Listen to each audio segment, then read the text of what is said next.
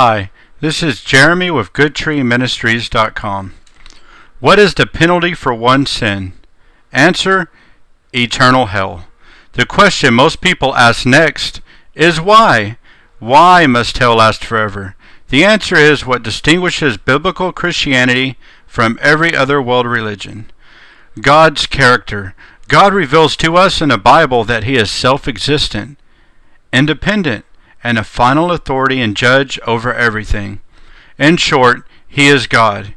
He made everyone and everything Himself and for Himself. As with the rest of creation, humanity was created to give God pleasure. His standard is uncompromising and His character impeccable. What sin demands? As a result of God's perfect and unwavering character, He is intolerant of imperfection.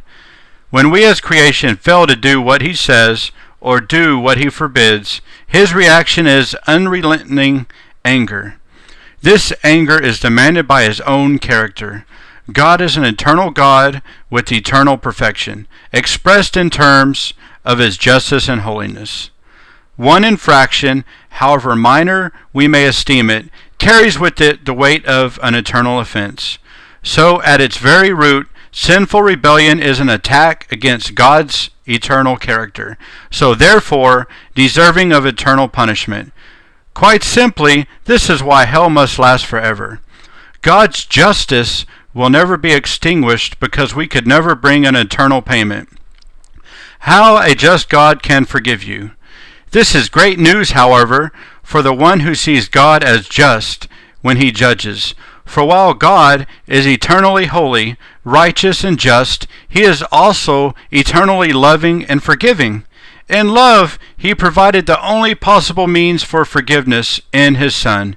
Jesus, Himself being God, became a man and lived as a man. Jesus obeyed and loved God perfectly in the place of sinners who have never loved or obeyed perfectly.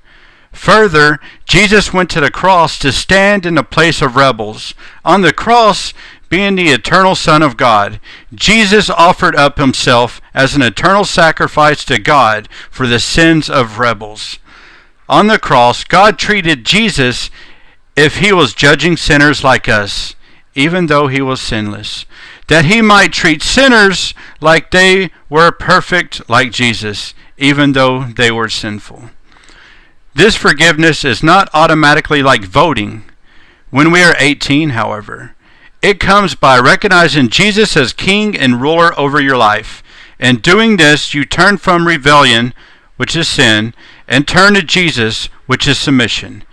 It is this posture of submission to Jesus as King and following Him as Lord that characterizes the Christian life and gives God pleasure.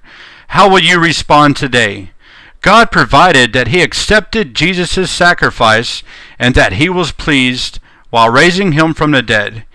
He is now declaring to everyone that they must turn from their sin and to Jesus. If you do not have forgiveness in Jesus, then God's eternal anger is being kindled and even aggravated by indifference. Come to Jesus today, as He is lovingly extending life and forgiveness to you through His gospel.